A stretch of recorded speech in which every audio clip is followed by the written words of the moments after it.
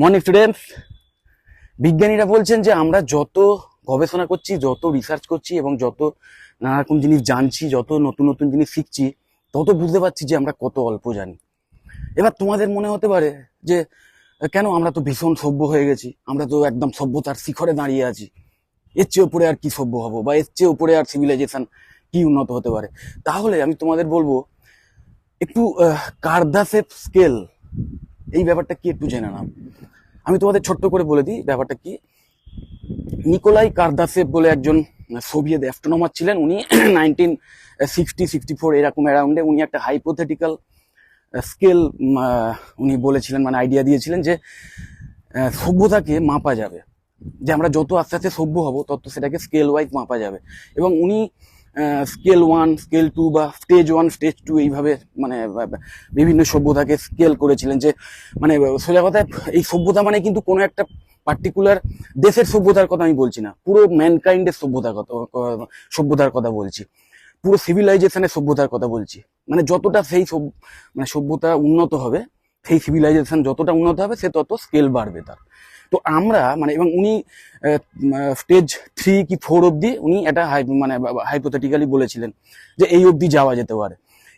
যত অব্দি যাওয়া যেতে পারে সেই প্রেক্ষিতে আমরা কত নম্বর স্কেলে আছি জানো? আমরা আছি স্কেল 1-এ, মানে স্কেল 1 কমপ্লিট করতে পারিনি। এবং স্কেল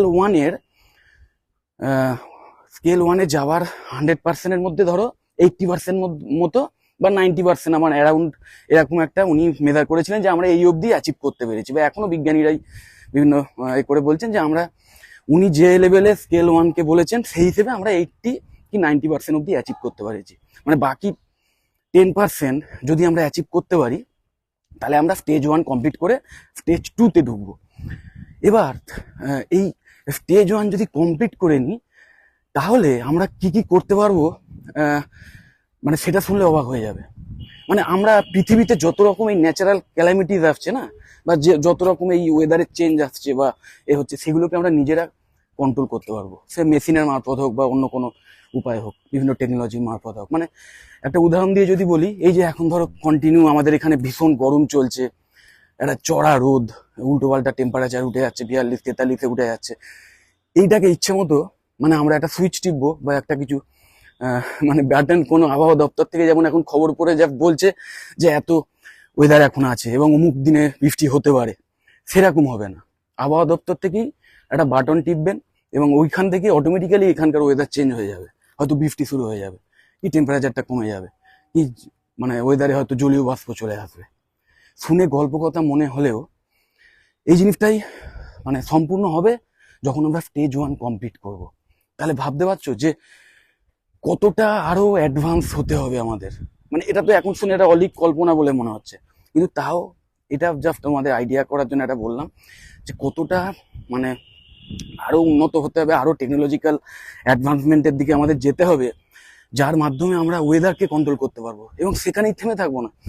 যত রকম ন্যাচারাল ক্যালামিটি, এই আর্থকোয়েক বা এই যে সুনামি হয়, এই সমস্ত ব্যাপারগুলোকে আমরা আগে থেকে প্রেডিক্ট শুধু করতে পারবো না, সেগুলোকে ইচ্ছে মতো কন্ট্রোল করতে পারবো। মানে সোজা কথায় ওই কার্দাসেভ স্কেলে উনি এটা করেছিলেন যে মানে আমরা কতটা এনার্জি দিতে পারছি। তো স্টেজ 1-এ মানে দেখা যাবে যে মানে স্টেজ 1-এ উনি বলেছেন যে আমাদের পৃথিবীতে বা আমাদের এই আর্থে যত এনার্জি রয়েছে, যত এনার্জি আসছে, সেই সমস্ত এনার্জিকে আমরা কমপ্লিটলি ইউজ করতে পারবো। এখন আমরা এই ধরো এনার্জি সোর্স হিসেবে আমরা কি ইউজ করি? পেট্রোল বা কোল বা কয়লা, বা এখন নানা রকম আরো মানে নিশ্চয়ই জানো এই উইন্ড মিল তৈরি হয়, সেখান থেকে বিদ্যুৎ তৈরি হচ্ছে। বা ধরো বিভিন্ন মানে এই সূর্যের যে আলো বা সোলার প্যানেল থেকে বিদ্যুৎ তৈরি হচ্ছে। এইভাবে আমরা এনার্জি তৈরি করছি, বা বিভিন্ন অ্যাটমিক পাওয়ার হাউসগুলো আছে, তো এইগুলো থেকে আমরা বিভিন্ন এনার্জি তৈরি করছি। কিন্তু এটা কিন্তু সবকিছু নয়। যদি পৃথিবীতে যত এনার্জি আছে, পৃথিবীতে সূর্য থেকে যতটা এনার্জি এসে পৌঁছচ্ছে সান থেকে, সেই কমপ্লিট এনার্জি যদি আমরা ইউজ করতে পারি, তখনই কিন্তু আমাদের বলা হবে যে হ্যাঁ, আমরা স্টেজ 1 কমপ্লিট করলাম। এবং সেইটা যদি করতে পারি তখন কিন্তু আমরা এই সমস্ত মিরাকুলাস কাণ্ডগুলো করতে পারবো। আর এটা নিশ্চয়ই বুঝতে পারছো যে যেরকম প্রতি বছর বিভিন্ন জায়গায় ন্যাচারাল ক্যালামিটিস আসছে, যে ওয়েদার চেঞ্জ হচ্ছে, বা আরো হচ্ছে যে অনেক বিজ্ঞানী বলছেন, কেউ বলছেন 50 বছর, কেউ বলছে 100 বছর, কেউ বলছে মানে আরো আগে হয়তো, মানে যে পৃথিবী হয়তো ধ্বংস হয়ে যাবে বা ভয়ঙ্কর সব ন্যাচারাল ক্যালামিটিস আসবে, এরকম একটা ব্যাপার। মানে সোজা কথায় আমাদের যে স্টেজ 1-এর কথা ওই কাদ্দাসের স্কেলে বলা আছে, সেইটা অ্যাচিভ করাটা কোনো বিলাসিতা নয়, সেটা কিন্তু একটা প্রয়োজন। তো সেই প্রয়োজনে মানে কারণ কি, এই জন্যই বলছি প্রয়োজন না হলে ম্যানকাইন্ড বাঁচবে না। কোনো দেশ বা কোনো একটা রাজ্যের কথা বলছি না, আমি পুরো পৃথিবীর কথা বলছি, পৃথিবীতে যে ম্যানকাইন্ড আছে তার কথা বলছি। মনে রাখবে লক্ষ লক্ষ কোটি কোটি বছর আগে অ্যাকচুয়ালি যে ডাইনোসররা একসময় রাজ করতো, এবং সেই ডাইনোসরদের যে রাজত্বের সময় সেটা হিসেব করে দেখা গেছে এখন আমরা মানুষরা যতদিন রাজত্ব করছি তার চেয়ে অনেক অনেক গুণ বেশি ছিল। তারা কিন্তু আরো সর্বশক্তিমান ছিল। সেই ডাইনোসরের যুগও কিন্তু সামান্য একটা উল্কাপাত বা কিছু একটা কারণে পুরো ধ্বংস হয়ে গেছিল পৃথিবী থেকে। তো মনে রাখবে, যদি কেউ ভাবে যে এগুলো ফালতু কথা, এ হবে না এইসব, যখন হবে তখন আর কিছু করার থাকবে না। সেই জন্য আমাদের সবসময়তেই টেকনোলজিক্যাল অ্যাডভান্সমেন্টের দিকে এগিয়ে যেতে হবে, এবং তার জন্য যেমন প্রচুর মানুষের অ্যাক্টিভিটির দরকার, সমস্ত দেশের একত্রিত হয়ে কাজ করা, রিসার্চ ওয়ার্ক বলো সেইটা করার দরকার, প্রচুর সায়েন্টিস্টের দরকার। কিন্তু সেই সায়েন্টিস্ট যারা রিসার্চটা করবে সেটাকে বাস্তবে পরিণত করার জন্য প্রচুর টেকনিক্যাল লোকজনের দরকার, টেকনিক্যাল পার্সনদের দরকার, ইঞ্জিনিয়ারদের দরকার। এবং এইটা যদি একসাথে করা যায় তবেই কিন্তু মানুষ স্টেজ 1 কমপ্লিট করবে, এবং মানুষ অন্তত ম্যানকাইন্ডকে পৃথিবীতে বাঁচাতে পারবে। তো এই মানে ভয়ঙ্কর কর্মকাণ্ড যে রিসার্চ ওয়ার্ক হবে বা সেই রিসার্চের ফলাফল থেকে যেটা বেরোবে সেটাকে বাস্তবে পরিণত করতে হবে, এই সব কিছুর জন্যে মানে হিউজ কম্পিউটেশনাল পাওয়ারের দরকার বা হিউজ অটোমেশনেরও দরকার। কারণ এত মানুষ নেই। কেউ যদি ভাবে, অনেকে বলে যে এই এত অটোমেশন আসছে, এত এই আসছে, মানুষের কাজ চলে যাবে, পুরো ফালতু কথা। একজন স্কিলড লেবার, তার কাজ কখনোই যাবে না, ভবিষ্যতে যত দিন যাবে বাড়বে। কারণ এই যে ভয়ঙ্কর সব টেকনোলজিক্যাল অ্যাডভান্সমেন্ট আসবে, তাতে প্রচুর লোকের প্রচুর অনেক লোকের এনগেজমেন্ট কম পড়ে যাবে। আমাদের মেকআপ করতে হবে সেটা কি না, ওই সমস্ত টেকনোলজিক্যাল অ্যাডভান্সমেন্ট দিয়ে। যেমন ধরো এআই টেকনোলজি আসছে, অনেকটা মেকআপ হবে। তার সাথে সাথে ভবিষ্যতে যে কোয়ান্টাম কম্পিউটিং আসছে, এখনকার কম্পিউটারের চেয়ে কয়েক হাজার নয়, বলছে কয়েক লাখ গুণ কম্পিউটেশনাল ক্ষমতা বেড়ে যাবে বা অটোমেশনের ক্ষমতা বেড়ে যাবে। সো টেকনোলজিক্যাল স্কিল বা টেকনোলজিক্যাল অ্যাডভান্সমেন্টের জন্যে কম্পিউটেশনাল পাওয়ার বা কম্পিউটারকে ইউজ করার যে চল বা যে সেটা কিন্তু থাকবে, এবং ভবিষ্যতে যত দিন যাবে আরো বাড়বে। তো বুঝতেই পারছো, কম্পিউটার সায়েন্স নিয়ে যদি কেউ পড়তে চাও বা কম্পিউটার ইঞ্জিনিয়ারিং নিয়ে যদি কেউ পড়তে চাও, কম্পিউটারে কি করে বিভিন্ন অ্যাপ্লিকেশন তৈরি করা যায় বা কি করে বিভিন্ন সফটওয়্যার তৈরি করা যায়, বিভিন্ন একদম মানে কোর লেভেলে গিয়ে যদি শিখতে চাও, এবং কম্পিউটার কিভাবে কাজ করছে, কিভাবে কম্পিউটারের যে হার্ডওয়্যার পার্ট তার সাথে কিভাবে সফটওয়্যার পার্ট সেইখানে মিলিত হচ্ছে, কিভাবে একটা যন্ত্রকে আমরা অর্ডার দিয়ে চালাচ্ছি, ওই যে প্রোগ্রামিং লিখছি সেটা দিয়ে কিভাবে হচ্ছে, এই সমস্ত বিষয়গুলো নিয়ে যদি জানতে চাও, এবং আগে জানতে হবে, তবে তুমি ভবিষ্যতে যে রিসার্চ হবে এবং আরো সেটাকে অ্যাডভান্সমেন্ট করার জন্য যে সমস্ত টেকনোলজি আসবে সেই জায়গায় যেতে পারবে। তো এর জন্য বুঝতেই পারছো প্রচুর পড়াশোনা করতে হবে, এবং মানে একদম তোমাকে আগে জানতে হবে যে এখন অবধি যেগুলো বেরিয়ে গেছে, যেগুলো অলরেডি রিসার্চ হয়ে বেরিয়েছে সেইটা অবধি জানতে হবে, তারপরে তুমি তার উপরের জিনিসগুলো শিখবে। তো আমি এত কথা এই জন্যই বললাম যে কম্পিউটার রিলেটেড, কম্পিউটার সায়েন্স বলো, কম্পিউটার ইঞ্জিনিয়ারিং বলো, এই সমস্ত বিষয় নিয়ে যদি কেউ পড়াশোনা করতে চাও এবং ভীষণভাবে প্যাশনেট, এবং যদি তোমাকে কেউ মানে ডিসকারেজ করে যে এসব করে লাভ নেই, ভবিষ্যতে এইসবের কোনো মানে বাজার থাকবে না, জব থাকবে না, সম্পূর্ণ বাজে কথা। এবং কেউ যদি বলে যে এআই আসছে, রোবোটিক্স আসছে, এই কোয়ান্টাম কম্পিউটিং আসছে, এইসবের জন্য সমস্ত কম্পিউটারে যারা কাজ করে কাজ হারিয়ে ফেলবে, বা এইসবের জন্য তো আলটিমেটলি প্রচুর লেবারের চাকরি চলে যাবে, এরকম কথা যদি কেউ বলে, তাদেরকে আমি বলবো বোঝাতে যেও না, বোঝাতে গেলে অনেক হতে যাবে। তার চেয়ে আমি বলবো নিজে বোঝো, নিজে পড়াশোনা করে আমি যেটা বললাম বোঝার চেষ্টা করো, এবং তোমার যাতে নলেজ আছে, মানে যাতে ইন্টারেস্ট আছে, যেটা ন্যাক আছে সেটা বাছো, সেই নিয়ে কোর্স করো। ক্লাস 12-এ যদি এখন পড়াশোনা করো, বা ধরো ক্লাস 12-এর এক্সাম দিয়ে দিয়েছো অলরেডি, এবং ভবিষ্যতে গ্র্যাজুয়েশন করবে, তো গ্র্যাজুয়েশনের জন্য বিটেক ইন কম্পিউটার সায়েন্স যদি বাঁচতে পারো বাছো, যদি ভালো র্যাঙ্ক করে ভালো জায়গায় পড়াশোনা করে যদি বিটেক ইন কম্পিউটার সায়েন্স বাঁচতে পারো, অবশ্যই খুব ভালো কোর্স, প্রচুর নলেজ গ্যাদার করতে পারবে কম্পিউটার রিলেটেড, প্রোগ্রামিং রিলেটেড, বিভিন্ন ডেটাবেস, ডেটা স্ট্রাকচার তৈরি করা বা হার্ডওয়্যার রিলেটেড সমস্ত বিষয়ে কিন্তু প্রচুর নলেজ ওখান থেকে পেয়ে যাবে এবং প্রচুর জবের অপরচুনিটি ভবিষ্যতে থাকবে, এখনো আছে।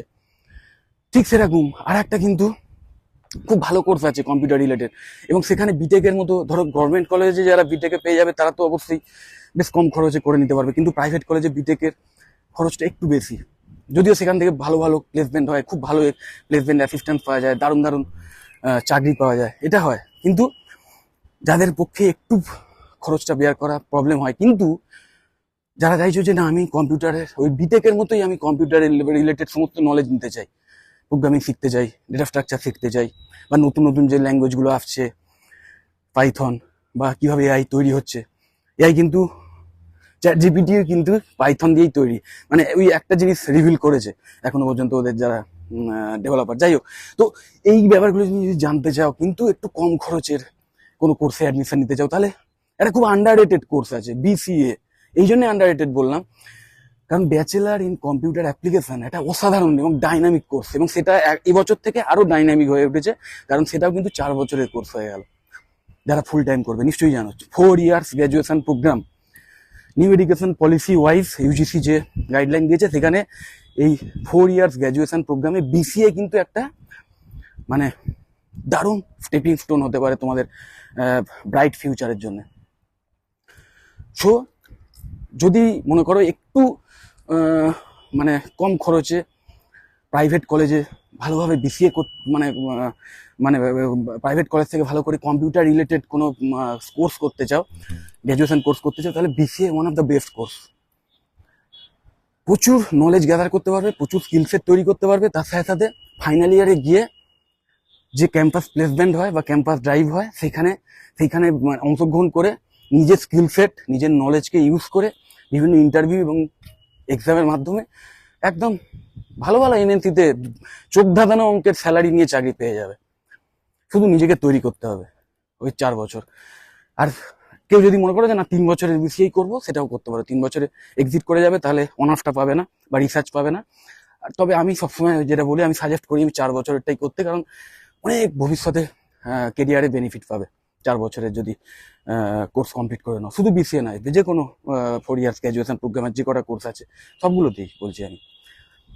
তো বিসিএ এর বেশ কিছু কলেজ আমাদের কলকাতাতে রয়েছে ম্যাকআউট অ্যাফিলিয়েটেড, যেখানে কিন্তু শুধু যে প্র্যাকটিক্যাল, এই শুধু যে মানে থিওরিটিক্যাল নলেজ দেওয়া হয় বা প্র্যাকটিক্যাল ট্রেনিং দেওয়া হয় ল্যাবে, মানে ল্যাবে, তা নয়, তার সাথে সাথে বিভিন্ন ইন্ডাস্ট্রিতে ভিজিট করিয়ে সেখানকার যারা প্রফেশনালস আছেন তাদেরকে দিয়ে যে অ্যাডভান্স ফাইন্ডিংসগুলো আসছে সেইগুলো নিয়েও কিন্তু অ্যাডভান্স লেভেলের ট্রেনিং দেওয়া হয়, দিয়ে তোমাদের একদম জব রেডি করে তোলা হয়, তোমাদের সফট স্কিল সেটাকেও ইমপ্রুভ করা হয় এবং করে জব রেডি করে তোলা হয়।